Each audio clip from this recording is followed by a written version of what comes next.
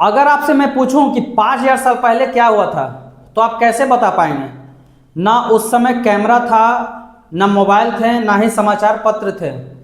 लेकिन फिर भी इतिहासकार इतने विश्वास के साथ कैसे बता पाते थे कि सिंधु घाटी सभ्यता कैसी थी? आखिर वे उस समय इतिहास के जानकारी को कैसे ला पाते थे? तो आज के क्लास में हम लोग यही समझेंगे। और आज से हम लोग प्राचीन भारत के सीरीज को शुरू कर रहे हैं, जो बीपीएससी, यूपीएससी, एसएससी जैसे अन्य प्रतियोगी परीक्षाओं में आप लोग के लिए बहुत महत्वपूर्ण रहेगी। तो हम लोग शुरू करते हैं इतिहास के बारे में कि इतिहास क्या है, इतिहास के स्रोत और इतिहास के कितने प्रकार के स्रोत हैं। तो सबसे पहले हम लोग देखते हैं कि इतिहास किसे कहा जाता है।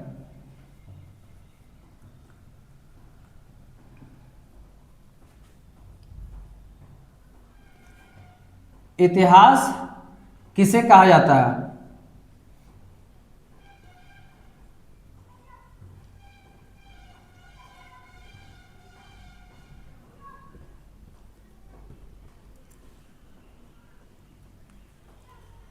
तो अतीत में हुई घटित घटनाओं को इतिहास कहा जाता है। अतीत की घटनाओं को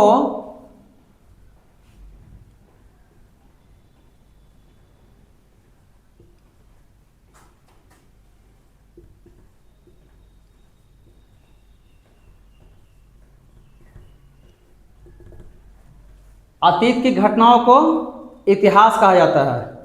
अब इतिहास के जो जनक थे वो कौन थे?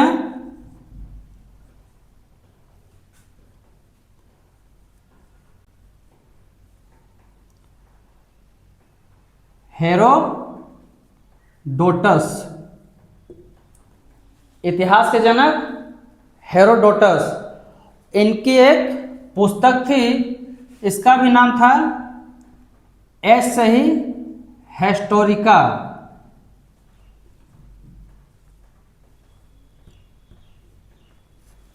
एच से हिस्ट्री, एच से हिस्टोरिका, एच से हेरोडोटस।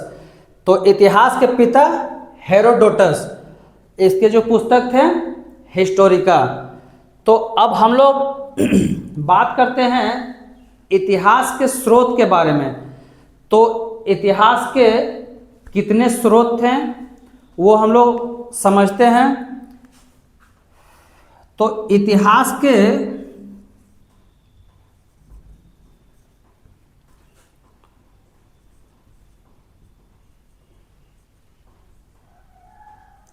स्रोत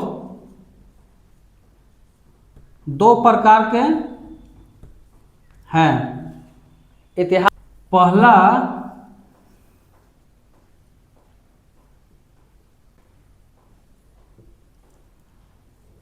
पुरातात्विक स्रोत।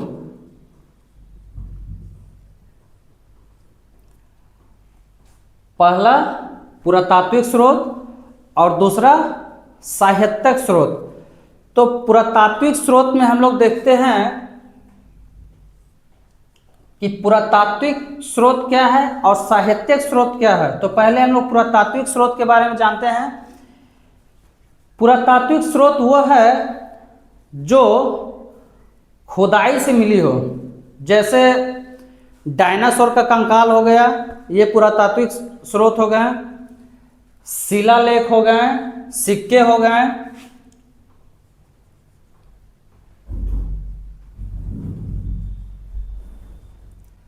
शिलालेख,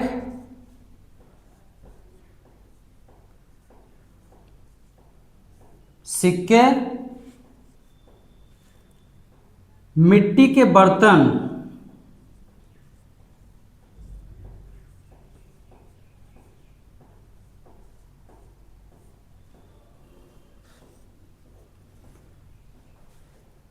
ये पुरातात्विक जो स्रोत हैं, शिलालेख, सिक्के, मिट्टी के बर्तन और घर के मिले जो अवशेष हैं, घर के मिले अवशेष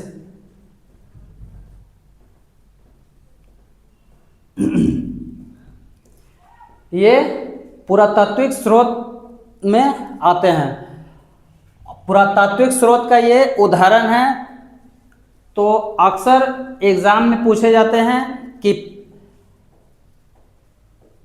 इतिहास के कितने स्रोत हैं, इतिहास के कितने स्रोत हैं।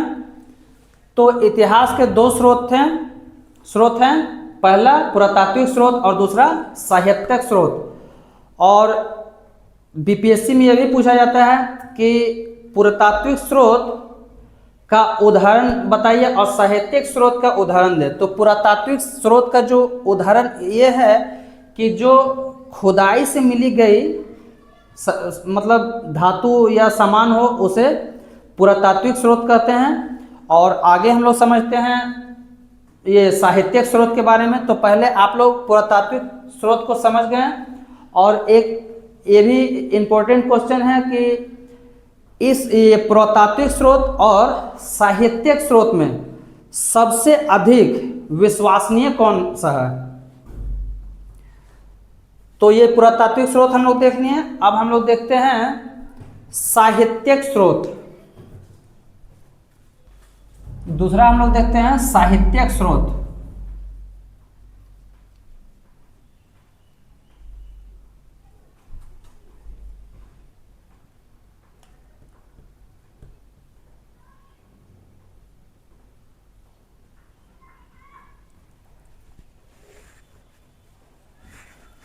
तो साहित्यिक स्रोत उसे कहा जाता है जो लिखित रूप से प्रमाण मिलता हो।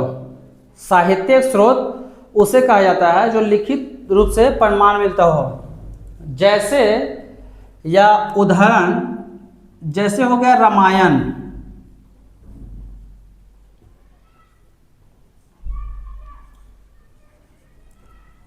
महाभारत, वेद, पुराण और विदेशी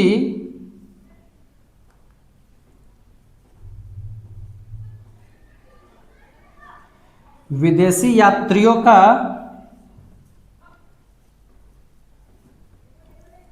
विवरण।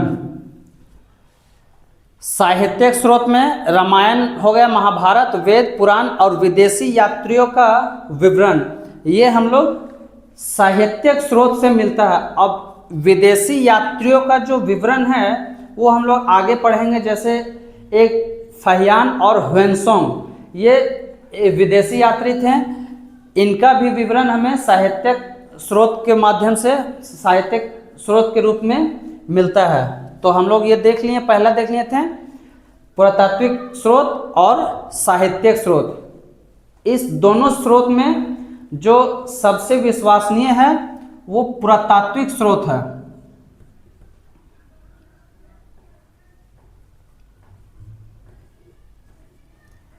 विदेशी यात्रियों का विवरण भी हमें साहित्यिक स्रोत से मिलता है।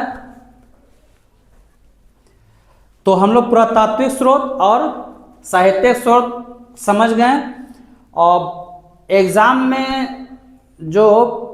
का जो पॉइंट है वो इस तरह से पूछा जाएगा कि साहित्यिक स्रोत में और पुरातात्विक स्रोत में ये दोनों में से सबसे ज़्यादा विश्वसनीय कौन सा है।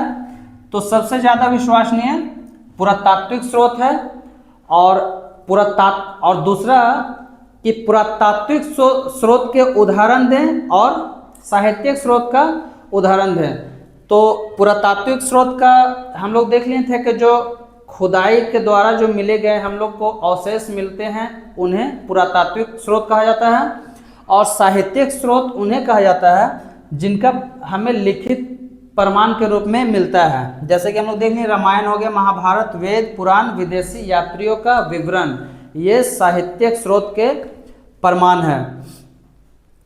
तो आज हम लोग साहित्यिक स्रोत के बारे में जान लिए और अगले क्लास में हम लोग जानेंगे पाषाण काल के बारे में कि उस समय मनुष्य ने अपना पहला औजार कैसे बनाया और उनका रहने का क्या प्रक्रिया था, इसके बारे में हम लोग नेक्स्ट क्लास में समझेंगे।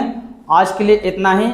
अगर ये वीडियो आप लोग को पसंद आई हो तो चैनल को लाइक शेयर करें और अपने दोस्तों के साथ शेयर करें और सब्सक्राइब करना ना भूलें।